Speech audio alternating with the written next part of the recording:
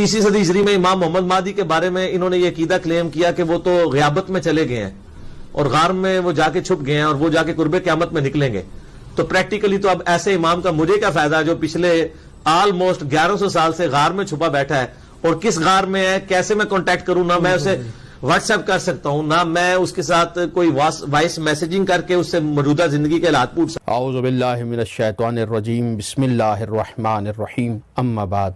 واجب الاحترام ناظرین کرام, ایسا اعتراض ہے. یہ عقیدہ غیبت قرآن مجید میں اور حیات انبیاء علیہ السلام میں بارہا مشاہدہ کیا جا سکتا ہے. سب سے پہلے نبی ہیں حضرت آدم علیہ السلام, جن کے بارے میں پروردگار عالم نے سورہ بقرہ میں ارشاد فرمایا, انی جاعل فی الارض خلیفہ, اے ملائکہ میں زمین پر ایک خلیفہ بنا رہا ہوں.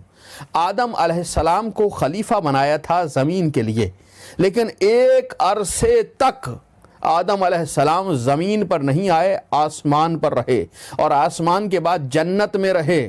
خلیفہ بنے تھے زمین کے لیے, لیکن زمین سے غائب رہے. پھر پروردگار عالم نے حضرت آدم علیہ السلام اور حضرت حوا سلام اللہ علیہ کو جنت سے زمین پر بھیجا, لیکن فرق یہ رکھا کہ حضرت آدم علیہ السلام کو سرادیپ کی پہاڑی پر سری لنکا میں نازل کیا, حضرت حوا سلام اللہ علیہ کو جدہ میں سعودی عرب میں زمین پر اتارا. یعنی آدم علیہ السلام حضرت حوا کے لیے غیبت میں تھے, اور حضرت حوا حضرت آدم علیہ السلام کے لیے غیبت میں تھیں. دونوں ایک دوسرے سے غائب تھے. انسان کا زمین پر پہلا قدم ہے, آغاز ہے, اور اس آغاز انسانیت و بشریت میں ہی غیبت موجود ہے. جب آغاز انسانیت میں غیبت ہے تو اگر انجام و اختتام انسانیت میں غیبت موجود ہو تو قابل اعتراض نہیں, قابل قبول ہوا کرتی ہے. اسی طرح حضرت نوح علیہ السلام بھی جب اپنی قوم سے ناراض ہوئے تو قوم کو چھوڑ کر دور چلے گئے اور وہاں جا کر کشتی تعمیر کرتے رہے. تو جس دورانیے میں حضرت نوح قوم سے دور تھے, یہ ایک طرح کی غیبت ہی شمار کی جا سکتی ہے. حضرت ہود بھی اسی طرح سے, اور حضرت ابراہیم علیہ السلام جو خلیل اللہ کے لقب سے ملقب ہیں. دنیا میں آنے کا وقت آیا تو ماں کے شکم میں ہی حضرت ابراہیم علیہ السلام کو دوسروں کی نگاہوں سے غائب کر دیا گیا, اور جب حضرت ابراہیم دنیا میں آ گئے, اب ماں نے حضرت ابراہیم علیہ السلام کو غار میں لے جا کر چھوڑ دیا. غار کا آغاز یعنی حضرت ابراہیم لوگوں سے غائب رہے اور غار میں رہے. ماں جاتی تھیں وہاں پہ حضرت ابراہیم علیہ السلام کو خوراک دیتی تھیں اور واپس چلی آتی تھیں. ابراہیم غار میں ہی پلتے رہے. غیبت ہے ابراہیم علیہ السلام کی اور اس کا تعلق غار سے ہے. اب غار اور غیبت پہ اعتراض سمجھ سے باہر ہے. پھر جب حضرت ہاجرہ سلام اللہ علیہ سے ازدواج ہوا اور حضرت اسماعیل علیہ السلام دنیا میں آئے تو حضرت ابراہیم علیہ السلام ان دونوں کو لے کر بیت اللہ پہنچے, کعبۃ اللہ پہنچے, اور وہاں پر ان دونوں کو سکونت دلائی. جس دورانیے میں حضرت ابراہیم علیہ السلام بیت اللہ میں تھے, اس دورانیے میں وہ شام میں نہیں تھے.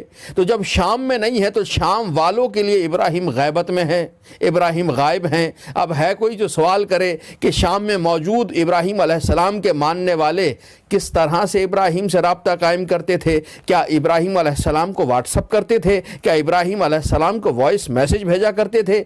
کیا ابراہیم علیہ السلام کا وجود ان کے لیے بے فیض تھا, یا وہ غائب رہ کر بھی وہاں ہدایت فرما رہے تھے؟ ان کا وجود ہی فیض دے رہا تھا. پھر ایک روز حضرت ابراہیم علیہ السلام حضرت اسماعیل سے ملنے کے لیے تشریف لائے.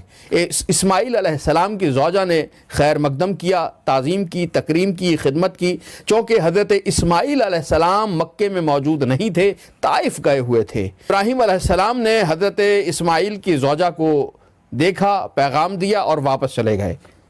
جس دورانیے میں ابراہیم واپس گئے تو اس وقت مکے والوں میں نہ اسماعیل موجود ہیں نہ حضرت ابراہیم موجود ہیں. اب بتائیے, مہینوں کا فاصلہ ہے مسافتوں کا. اب بتائیے ان مہینوں میں مکے والے ہدایت لیں تو کس سے لیں؟ حضرت موسیٰ علیہ السلام 40 راتوں تک کوہ طور پر رہے. قوم کے لیے حضرت موسیٰ غائب تھے، حضرت موسیٰ نے اپنا جانشین بنایا حضرت ہارون کو، لیکن قوم نے حضرت ہارون کو چھوڑ دیا، قوم گمراہی کی طرف چلی گئی۔ تو موسیٰ علیہ السلام سے قوم نے ہدایت لی تو کیسے لی؟ اور آپ تو حضرت خضر علیہ السلام پر ایمان رکھتے ہیں، مانتے ہیں کہ حضرت خضر علیہ السلام غائب رہ کر لوگوں کی مدد کر رہے ہیں، غائب رہ کر ہدایت کر رہے ہیں۔ تو جب ایک ہادی غائب رہ کے ہدایت کر سکتا ہے تو پھر آخری ہادی غائب رہ کے ہدایت کیوں نہیں کر سکتا؟ حضرت یونس علیہ السلام مچھلی کے شکم میں رہے، شکم ماہی میں رہے، یہ شکم میں رہنا انہیں قوم سے غائب کر رہا تھا، یعنی وہ قوم کے لیے غائب تھے، قوم ان کے لیے غائب تھی۔ یہ بھی غیبت کی ایک قسم ہے۔ حضرت عزیر علیہ السلام ایک بستی کے قریب سے گزرے، لوگ مردہ تھے۔ حضرت عزیر نے کہا مالک انہیں کیسے زندہ کرے گا؟ یہ کہنا تھا کہ اللہ نے حضرت عزیر علیہ السلام کو 100 سال کے لیے سلا دیا، موت دے دی۔ فَمَاتَهُ اللَّهُ مِئَةَ عَامٍ ثُمَّ بَعَثَهُ، پھر اللہ نے 100 سال کے بعد عزیر کو زندہ کیا۔ جب یہاں سے گزر رہے تھے، جب انہیں موت آئی، جب یہ سوئے تو ان کے گھر میں بیٹے کی ولادت ہوئی۔ 100 سال تک سوتے رہے، ان کی عمر 50 سال تھی۔ اب جب نیند سے بیدار کیا گیا، دوبارہ زندہ کیا گیا تو وہی 50 سال والی شخصیت تھی، وہی عمر 50 سال پہ رکی ہوئی تھی۔ بیٹا عمر میں حضرت عزیر سے بھی بڑا ہو چکا تھا، لیکن حضرت عزیر کی عمر 50 سال تھی۔ اب سوال یہی ہے کہ اس 100 سال کے عرصے میں حضرت عزیر کی قوم کس سے ہدایت لیتی رہی، اور حضرت عیسیٰ علیہ السلام کی غیبت سے کسے انکار ہو سکتا ہے؟ حضرت عیسیٰ علیہ السلام آج بھی آسمان پر موجود ہیں، امت زمین پر ہے، نبی آسمان پر ہے۔ امت کے لیے نبی غائب ہے، نبی کے لیے امت غائب ہے۔ اب بتائیے، انکار کیجئے کہ حضرت عیسیٰ کی غیبت بے فائدہ ہے، یا امت عیسیٰ کو واٹس اپ کر رہی ہے، یا وائس میسج کے ذریعے رابطہ کر رہی ہے۔ اور اگر ان تمام دلائل سے بھی اذہان عالی قائل نہیں ہوا تو پھر میں اپنے نبی اکرم حضرت محمد مصطفیٰ صلی اللہ علیہ وآلہ وسلم کی مثال آپ کے سامنے پیش کروں گا کہ حیات مصطفی میں مقامات غیبت۔ نبی اکرم صلی اللہ علیہ وآلہ وسلم مبعوث ہونے کے بعد 3 سال تک سری طور پر دعوت دیا کرتے تھے، علنی جہری نہیں، سری دعوت ہوا کرتی تھی۔ جب حکم آیا فَاصْدَعْ بِمَا تُؤْمَرْ وَأَنذِرْ عَشِيرَتَكَ الْأَقْرَبِينَ، تو نبی اکرم صلی اللہ علیہ وآلہ وسلم نے حضرت علی علیہ السلام کو حکم دیا کہ دعوت ذوالعشیرہ کا انتظام کیا جائے۔ وہاں سے علانیہ طور پر اسلام کا پیغام پہنچایا۔ 3 برسوں میں نبی اکرم کی ہدایت مثل غیبت ہی تھی، خاموش رہ کر ہدایت کر رہے تھے۔ پھر اعلان رسالت کے بعد کافی لوگ اسلام کے دائرے میں آئے، اسلام کا پیغام پہنچا، کفار و مشرکین نے نبی اکرم کو اذیتیں دینا شروع کی۔ آخر وہ وقت آیا کہ حضرت ابو طالب علیہ السلام نبی اکرم صلی اللہ علیہ وآلہ وسلم کو لے کر شعب ابی طالب میں پہنچے، اور 3 سال تک شعب ابی طالب میں نبی اکرم صلی اللہ علیہ وآلہ وسلم کے ساتھ آل ابو طالب علیہ السلام موجود تھی۔ 3 سال تک نبی اکرم صلی اللہ علیہ وآلہ وسلم شعب ابو طالب کی غار میں رہے، یعنی مسلمانوں سے غائب رہے۔ مسلمان سب مکے میں موجود تھے، مدینے میں موجود تھے، اور نبی اکرم شعب ابی طالب میں موجود تھے۔ سوچئے 3 برسوں میں ایک عام مسلمان نبی اکرم سے کس طرح سے رابطہ قائم کرتا، وہ کس طرح سے نبی کو پیغام دیتا، اور نبی اکرم صلی اللہ علیہ وآلہ وسلم کی رسالت اسے کس طرح سے فیض پہنچا رہی تھی۔ حکم ملا مصطفیٰ ہجرت کیجئے۔ نبی اکرم صلی اللہ علیہ وآلہ وسلم نے علی ابن ابی طالب علیہ السلام کو اپنے بستر پہ سلایا اور آیات الہی کی تلاوت کرتے ہوئے گھر کے باہر جتنے مشرکین جمع تھے ان کے درمیان سے گزر گئے۔ 40 کافر نبی کے گھر کو گھیرے ہوئے ہیں اور مصطفیٰ تلاوت آیات کرتے ہوئے درمیان سے گزر رہے تھے۔ کافر نبی کو نہ دیکھ سکے، کافروں کی آنکھوں پہ پردے پڑ گئے، یعنی نبی اکرم ان کے لیے غائب ہو گئے، درمیان میں بھی تھے مگر غائب ہو گئے، درمیان میں رہ کر بھی غائب ہو گئے۔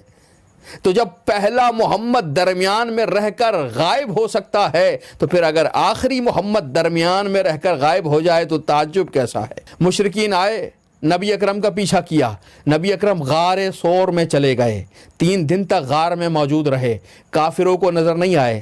مکے والے مسلمانوں سے بھی غائب تھے، مدینے والے مسلمانوں سے بھی غائب تھے، یعنی نبی ایک مرتبہ پھر غار کی غیبت میں چلے گئے ہیں۔ غیبت اور غار کا بڑا گہرا تعلق ہے۔ تو نبی اکرم کا بار بار غیب میں جانا ہمیں بتا رہا ہے کہ غیب کا عقیدہ بنایا نہیں گیا، بلکہ غیب کا عقیدہ آغاز اسلام سے انجام و اختتام اسلام تک موجود تھا، موجود ہے اور موجود رہے گا۔ امید ہے کہ ہمارا یہ مختصر سا پیغام آپ کے عقیدہ مہدویت اور عقیدہ غیبت کو تقویت پہنچا رہا ہوگا۔ آپ کے لیے دعا گو ہوں۔ وآخر دعوانا ان الحمد للہ